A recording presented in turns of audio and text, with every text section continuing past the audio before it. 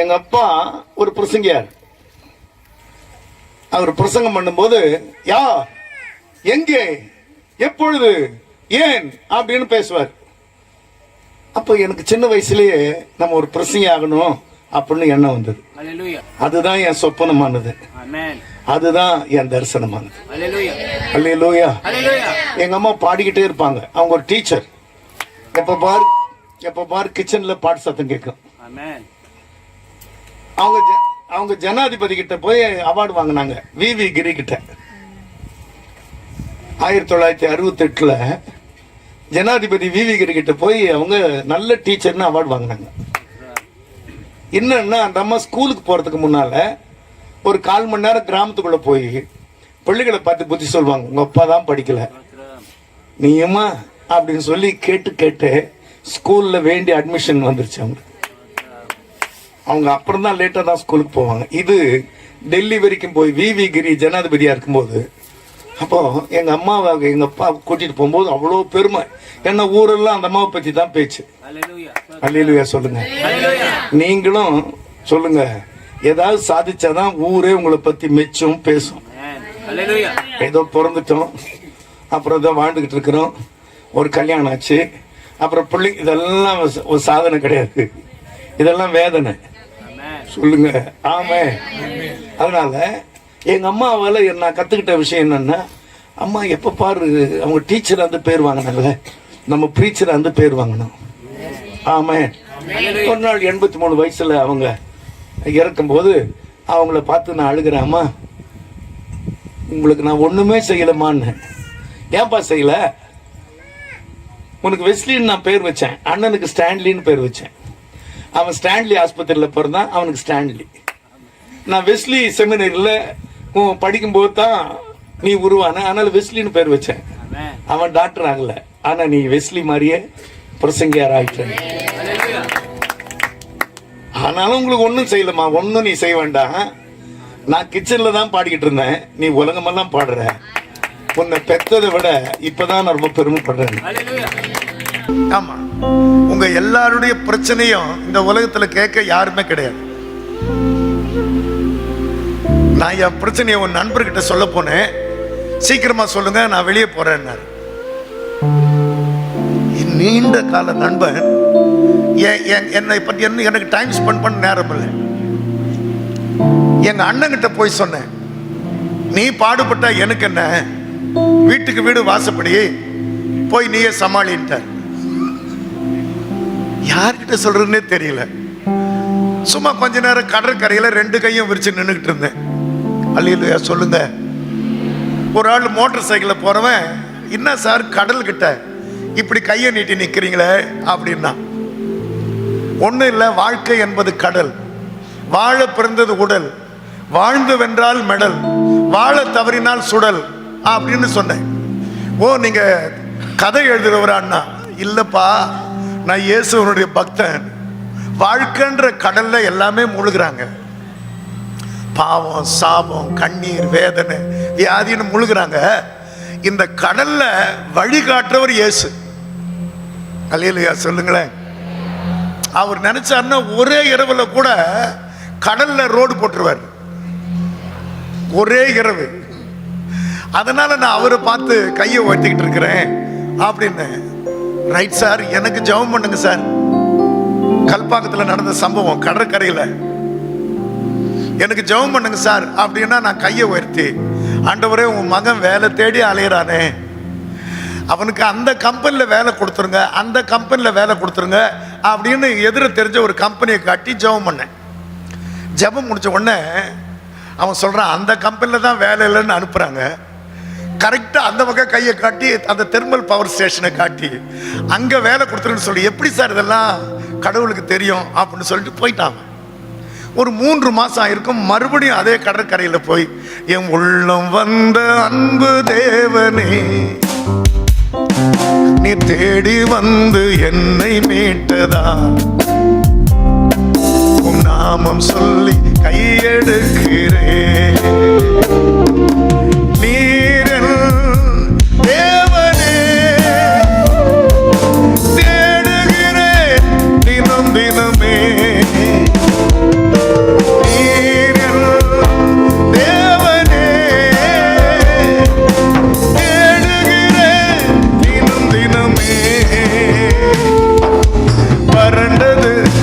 விடாய்த்தது தண்ணீரற்ற நிலமெது தாகமாய் இருக்குது. வறண்டது விடாய்த்தது தண்ணீரற்ற நிலமெது தாகமாய் இருக்குது. வறண்டது அப்படின்னா என் சரீரம் பலம் இல்லை. விடாய்த்தது அப்படின்னா இன்னும் எவ்வளவு காலம் நடக்க போறோம்னு தெரியல. ஒரு 20 வருஷம் இப்ப இருக்கிறதே போதும், வண்டி ஓடுமான்னு தெரியல. சொல்லுங்க. தண்ணீரற்ற நிலைன்னா இன்னும் என் லட்சியங்கள் ஒண்ணு கூட என் தாகத்தை தீக்கலையே. இப்படி நான் சமூகத்தில் வந்து நிக்கிறேன். இப்படி நான் பாடும்போது எனக்கு 4 குமார்த்திகள் எல்லாமே +2 படிச்சுட்டு கல்யாண வயசுக்கு வந்துகிட்டு இருக்கிறாங்க. என் தாகமும் தீரலையே. அப்படி கையை உயர்த்திக்கிட்டு இருக்கிறேன். இவன் என்ன பார்த்துட்டான்.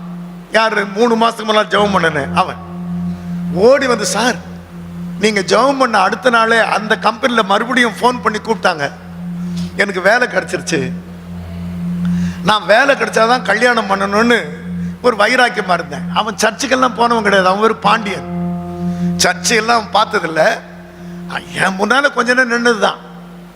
நான் உடனே நிச்சயம் பண்ணிட்டேன், இன்னைக்கு கல்யாண நோட்டீஸு அடிக்கிறதுக்காக ப்ரெஸ்ஸுக்கு போகிறேன், கரெக்டாக உங்களை பார்க்குறேன்னு. நன்றி ஆண்டவரே, அந்த கம்பெனியில் வேலை கிடைச்சதுக்காக நன்றி. ஒரு நன்மையை கேட்டால் 2 நன்மை கொடுக்குறது உங்கள் வழக்கம். ரெட்டிப்பாக நன்மை தருவேன், இன்னைக்கே தருவேன். ஞானத்தை கேட்டால் ஐஸ்வர்யமும் தருவார். சொல்லுங்க. இப்போ நீங்கள் நான் என்ன கேட்டோமோ இன்னொன்னையும் வாங்கிறதுக்கு தான் வந்திருக்கிறோம். சொல்லுங்க. ஒன்று கேட்கும் போது இன்னொன்னையும் சேர்த்து வாங்கணும். அல்லேலூயா சொல்லுங்களேன். இப்போ அவனுக்கு கல்யாணத்தை வர பண்ணி வைக்கிறீங்களேன்னு சொல்லிட்டு நன்றி சொல்லிட்டு 3 மாசமா ஜெபம் பண்றேன். என்னை பத்தி உனக்கு ஒரு அக்கறையும் இல்லை. அவன் சர்ச்சுக்கு வந்தவனும் இல்லை, ஜெபம் பண்ண. அவனுக்கு உடனே ஒரு தீர்ப்பு கிடைச்சா, என்னை மட்டும் ஏன் இப்படி கிடப்புல போட்டீங்க? இனி வாழ்ந்து காட்டுவேன், என்ன நம்புங்கப்பா. அப்பா அப்பா அப்பா ஏசப்பா, இனி வாழ்ந்து காட்டுவேன், என்ன நம்புங்கப்பா. பள்ளத்தாக்கில் வீரன் யோசுவாவுக்கு சூரியன் நிற்கவில்லையா? முழங்கலினால் சின்ன தாவீதுக்கு கோலியாத் விழவில்லையா? செங்கடலிலும் ஜனம் இஸ்ரவேலுக்கு பாதை திறக்கவில்லையா? பார்த்திருக்கும் உம் பக்தனுக்கு பதில் ஒன்றுமே இல்லையா? நான் கீழ்ப்படிவே, இன்றே செயல்படுவே. நான் கீழ்ப்படிவே, இன்றே செயல்படுவே. இனி வாழ்ந்து காட்டுவே, என்ன நம்புங்கப்பா. அப்பா அப்பா அப்பா ஏசப்பா, இனி வாழ்ந்து காட்டுவே,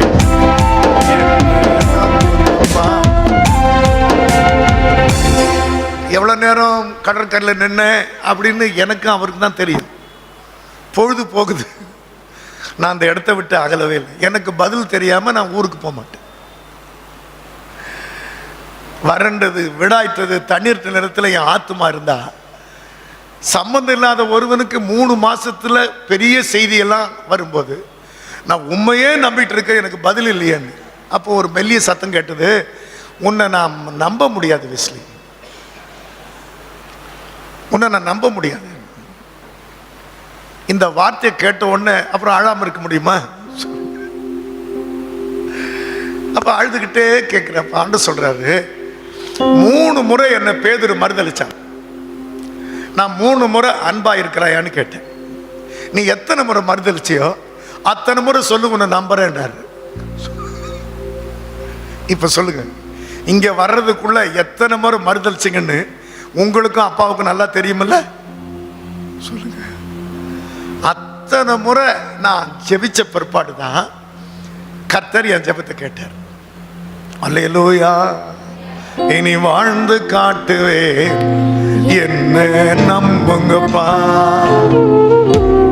அப்பா அப்பா அப்பா ஏசப்பா, இனி வாழ்ந்து காட்டுவேன், என்ன நம்புங்கப்பா. இனி வாழ்ந்து காட்டுவேன்,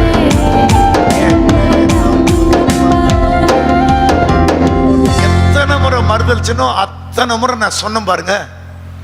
ஆண்டவர் சொல்றார், போய் அந்த டீ கடையில் நில்லுன்றார். நான் என் கையில எங்க சொந்த ஊருக்கு போறதுக்கு காசு இல்லை, அரியலூருக்கு போக 22 வருஷத்துக்கு மேல நடந்தது சொல்றேன். அப்போ அந்த டீ கடையில் போய் நில்லுன்னாரு பாருங்க.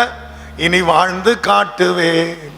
இப்போ டீ கடையில் நின்னா காலையில 10:30 மணிக்கு ஒரு ஆளு 35 பார்சல் டீ வாங்குறான். ஒரு கேன்ல 35 பார்சல் டீ. 35 பார்சல் டீ யாருக்குன்னு? எங்க வீட்டில் ஜெபம் நடக்குது, எங்க பாஸ்டர் வரல, என்ன பண்றதுன்னு தெரியல. ஆனா உங்களை பார்த்தா பிரசங்க மாதிரி தெரியுது. ஆமான்னு உடனே என்ன ஒரு கையில பிடிச்சிட்டு கூட்டு போனோம். அப்புறம் என்ன, எனக்கு பன்னீர் தான், திராட்சை ரசம் தான். சுகமாவும் போனேன், பையை நிறைஞ்சும் போனேன் ஊருக்கு.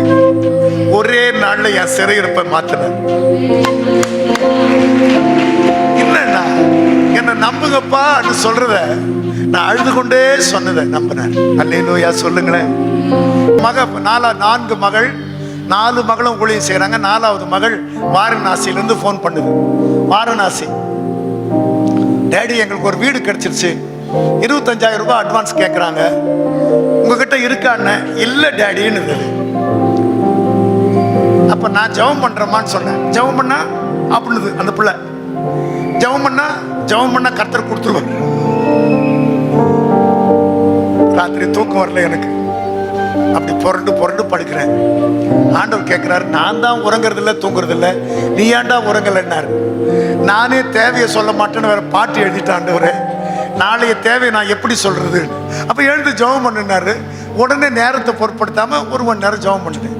அடுத்த நாள் பேங்க்குக்கு 10 மணிக்கு போறேன். என் மக போன் பண்ணுது, அப்பா என் அக்கௌண்ட்ல யாரோ 50,000 ரூபாய் போட்டிருக்கிறாங்கப்பா, உங்க அக்கௌண்ட் நம்பரை சொல்லுங்க, நான் போடுறேன். கர்த்தர் என் ஜெபத்தை கேட்டார். அல்லேலூயா. இனி வாழ்ந்து காட்டுவேன், என்ன நம்புங்கப்பா. அப்பா அப்பா அப்பா ஏசப்பா, இனி வாழ்ந்து காட்டுவேன், என்ன நம்புங்கப்பா. இனி வாழ்ந்து காட்டுவேன், என்ன நம்புங்கப்பா. அல்லேலூயா.